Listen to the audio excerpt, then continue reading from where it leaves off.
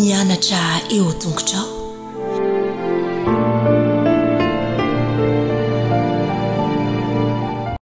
Falomerabantsika tsirairavindray tonga eto amin'ny fandraisana ny lesona ho an'ny lehibe isika amin'ity talata ity. Misaotra an'Andriamanitra isika fa mbola mena an'izao fotoana izao indray ahafahana mandray an'izany. Aloha handerantsika amin'ny lesona anio ara dia vavaka isika. Aina tsara andrizan-danitra mbola misaotra anao izay amin'izao fotoana izao. Misaotra anao ihany koa ny amin'ny famindramponao. Tompo mangataka aminao izay mba hanazava ny tenao araka ny sitraponao ianao, ary aoka koa ny tompo mba hitondra fanavaozana amin'ny fiainana izany, ahafahanay mandray fanapahan-kevitra tsara kokoa hatrany isan'andro, ary koa mifanaraka amin'ny sitraponao. Aminaran'i Jesosy, amen.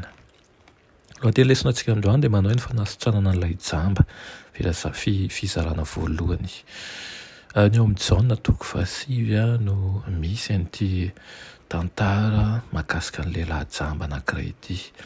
Nampifandraisan'ny mpianatra tamin'ny fahotana manko ny aretina.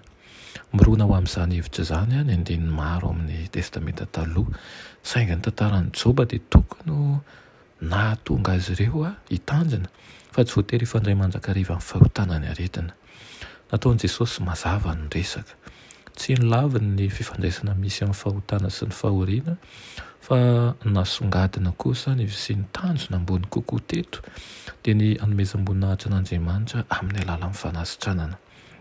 Toa mampitamberina ny tantaran'ny famoronana ity fitantarana ity, dia namoron'Andriamanitra ny olombelona voalohany tamin'ny alalan'ny fofotany rehefa nanao fety Jesosy mba hanomezana an'ilay jamba izay tsy nananana hatrany amboaka.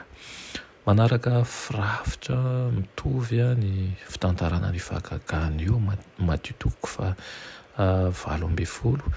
Marka ary Luka ihany koa dia maneho an'izany fitondrana an'ilay olona ho eo amin'i Jesosy, fanasitranana ary fahatsapana ny fahasitranana izay miseho amin'ny fideran'Andriamanitra.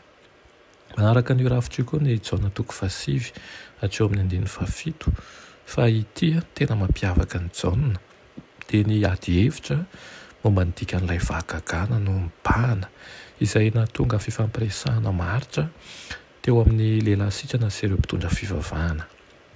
Mihodina manodidina amin'ireo hevitra mifanohitra mandeha tsiroro reto ny ady hevitra manaitra, ny fahotana sy ny asan'Andriamanitra etsy an-dalany, ary ihany koa ny fahajambana sy ny fahiratana etsy ankilana. Tsy milaza amin'ny mpamaky ny mpamoratra, fa tsy any amin'ny Jaona 7 fa tamin'ny andro sabata no nanaovan'i Jesosy an'io fanasitranana io, izay raha araka ny fampianarana voatolotra ny razana fa tsy araka ny soratra masina dia fandikanan'ny sabata izany. Araka izany ho an'ny fariseo dia mpandika ny sabata Jesosy. Nanao tsoa-kevitra izy ireo fa tsy avy amin'Andriamanitra izy satria tsy mitandrina ny sabata. Nahavery hevitra ny sasany anefa ny hoe ahoana no ahaizan'ny mpanota manao fahagagahana ohatran'io. Mbola tsy tapitra akory ny ady hevitra tempotra sada ny fisarian-tsaina.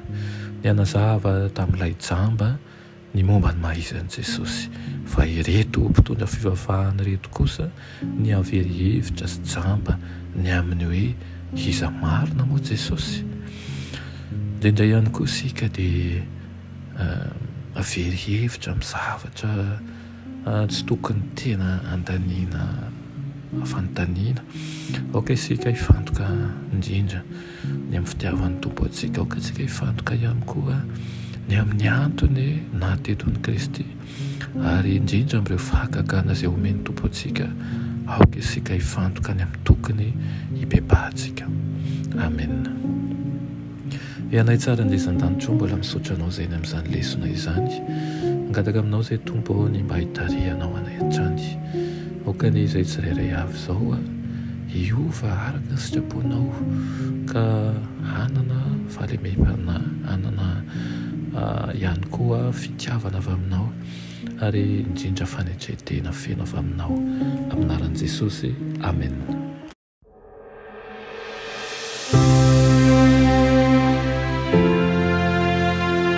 Mianatra eo an-tongotra Jesosy isan'andro.